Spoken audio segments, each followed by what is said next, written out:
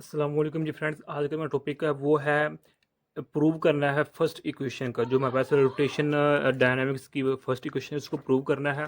तो हम लोगों ने एक सीरीज स्टार्ट की है मैकेनिक्स की। तो इस सीरीज़ में हम तमाम टॉपिक्स पर पिछली वीडियोज़ में बात कर चुके हैं। अगर आप लोग इस सीरीज़ को फॉलो कर रहे हैं तो बेस्ट, अगर नहीं फॉलो कर रहे हैं तो आपके जो मुतल्लिका टॉपिक से लिंक्स होंगे वो आप लोगों को इंशाल्लाह रहमान डिस्क्रिप्शन में मिल जाएंगे। ओके, आज की जो वीडियो है वो हमारा फिर रिएक्शन नंबर 20 है, इसका ए पार्ट है। हमने इस इक्वेशन को प्रूव करना है। तो आइए स्टार्ट करते हैं। बिस्मिल्लाहिर्रहमानिर्रहीम, सल्लल्लाहु अला मुहम्मद सल्लल्लाहु अलैहि वसल्लम। सबसे पहले देखें, हम एक सपोज करते हैं, इधर हमारे इधर ये देखें हमारे पास एक ऑब्जेक्ट है। तो इसका इस सेंटर हमारे पास, यानी कि इस ये एक्सिस हमारे पास, ये एक्सिस है, इसके गिर्द इस एंटी क्लॉकवाइज ये जो बॉडी है अपने एक्सिस के अराउंड क्या कहा है, मूव रोटेट कर रहा है। एक्चुअली इसको हम देखें तो ये हमारे पास इसकी एक साइड ये भी है हमारे पास, ऐसी है। इस तरह लिखना इसने बना रहे हैं वो आप लोगों की मर्जी है। ओके, अगर हम ऊपर से देखें तो हमें इस तरह नजर आएगा। ओके, तो यहाँ सपोज करें हमारे पास ये सेंटर है इसका। तो यहाँ एक ऑब्जेक्ट है जिसका मैस m है। ये ऑब्जेक्ट यहाँ से यहाँ तक आता है। ओके, तो जब यहाँ था इसका तो टाइम था वो 0 था। जब यहाँ आया तो टाइम इसका t हो गया था। चूंकि जो हमारे पास ऑब्जेक्ट है ये एंगुलर मोशन में मूव कर रहा है, इस तरह मूव कर रहा है एंगुलर फॉर्म में। तो इसलिए जो इसकी वेलोसिटी होगी वो WI होगी, एंगुलर वेलोसिटी होगी। और यहाँ जो हमारे पास वेलोसिटी होगी वो WF होगी, यानी कि फाइनल एंगुलर वेलोसिटी होगी। क्योंकि हम जानते हैं कि अगर हम लीनियर फॉर्म में, यानी कि एक ये ऑब्जेक्ट है, अगर इसको हमें स्ट्रेट फॉर्म में मूव कराना है तो इसकी वेलोसिटी v होगी। लेकिन अगर इसी ऑब्जेक्ट को मैं ऐसे सर्कल में मूव करना शुरू कर दूंगा तो इसकी जो वेलोसिटी होगी वो हमारे पास w हो जाएगी, एंगुलर वेलोसिटी हो जाएगी। ओके, तो इसी को हम मद्देनजर रखते हुए अब प्रूव करते हैं।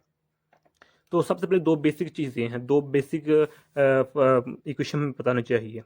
पहली बात ये पता होना चाहिए कि जो मेरे पास ये फार्मूला है एंगुलर एक्सलेरेशन का इज इक्वल टू, ये मेरे पास ये होता है एक ये फार्मूला, ये पक्का होना चाहिए। ये एंगुलर एक्सलेरेशन है, यानी कि ये एंगुलर वेलोसिटी है, ये चेंज है। यानी कि अगर इसको मैं सिंपल फॉर्म लिखूं तो acceleration is equal to velocity over time, कि अगर टाइम के लिहाज से हमारी वेलोसिटी चेंज हो रही है तो वो हमारे पास एक्सलेरेशन बनता है। ये लीनियर फॉर्म है, ये एंगुलर फॉर्म में है, बस यही बात है। और दूसरी जो इक्वेशन हमें पता है वो ये होनी चाहिए, इसका भी हमें मालूम होना चाहिए।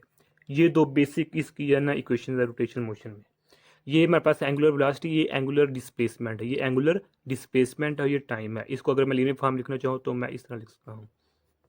ओके, तो ये हमारे पास। अब देखें, क्योंकि हमने इधर प्रूव करना है तो प्रूव किस तरह करेंगे कि हमने इधर टाइम 0 था, इधर टाइम t था, इधर वेलोसिटी एंगुलर वेलोसिटी w है, इधर WF है। ओके, तो मैं इसको इस इक्वेशन को लिखता हूँ, इस इक्वेशन को लूंगा तो इसको इधर मैं ले जाऊंगा तो ये हो जाएगा हमारे पास। इधर मैं क्या कर दूंगा, इसको इंटीग्रेट कर दूंगा। इंटीग्रेट कर दिया, बहुत सारे पर इंटीग्रेट कर दूंगा तो हमारे पास इधर इसकी वैल्यू पुट कर दूंगा। इधर देखिए हमारे पास टाइम है, तो टाइम इधर हमारे पास क्या था, इनिशियल 0 था, तो फाइनल पर टाइम हमारे पास t था। यानी कि इधर इनिशियल वैल्यू होती है, इधर फाइनल वैल्यू होती है। तो इसमें देखें जो हमारे पास इनिशियल वैल्यू इसकी डब्ल्यू ओमेगा थी, ओमेगा आई थी, इसकी ओमेगा एफ है। तो ये हमारे पास, चूंकि हमारे पास ये कांस्टेंट तो ये बाहर आ जाएगा, तो ये डी टी रह जाएगा। तो अब ये देखें, इसको मैं वैसे वैसे ही लिखूंगा डब्ल्यू एफ। अब देखिए मैंने ये इसको बाहर क्यों लिखा, क्योंकि हम जानते हैं कि जो मेरे पास एक्सलेरेशन है होता है, एंगुलर एक्सलेरेशन, वो मेरे पास कांस्टेंट है। अगर मेरे पास एक्सलेरेशन कांस्टेंट नहीं होगा तो मेरे पास इसको हम प्रूव नहीं कर पाएंगे। ये याद रखिएगा, ये एक्सलेरेशन कांस्टेंट बाहर लिखा तो इसको यहाँ हमने अप्लाई किया तो ये मेरे पास इसको सोल्व किया, इस तरह आ जाएगा। तो इसी को हमने सोल्व किया, इसको भी, तो ये मेरे पास इस तरह आ जाएगा। ओके हो गया। अब इसको मैं मज़ीद सोल्व करता हूँ कि ये मेरे पास वैसे का वैसा ही है। तो जब इसको मैं सोल्व करूँगी, इतने पार्ट का इसका जो आंसर होगा वो t नेगेटिव 0 होगा। तो इसकी मैं 0 को लिख नहीं रहा, t लिखूँगा सिर्फ, इक्वल। तो इसको जब मैं लिखूँगा तो मेरे पास ये आंसर आ जाएगा। तो देखें, ये हमने प्रूव क्या करना था, ये प्रूव करना था। अब क्या करें कि बोथ साइड पर t है, इधर भी प्लस कर दें और इधर भी प्लस कर दें। दोनों साइड पर मैंने इसको इस टर्म को ऐड कर दिया। ये इससे कैंसिल हो जाएगा तो मेरे पास बाकी बच जाएगा ये। ये मेरे माँ प्रूव हो चुका है।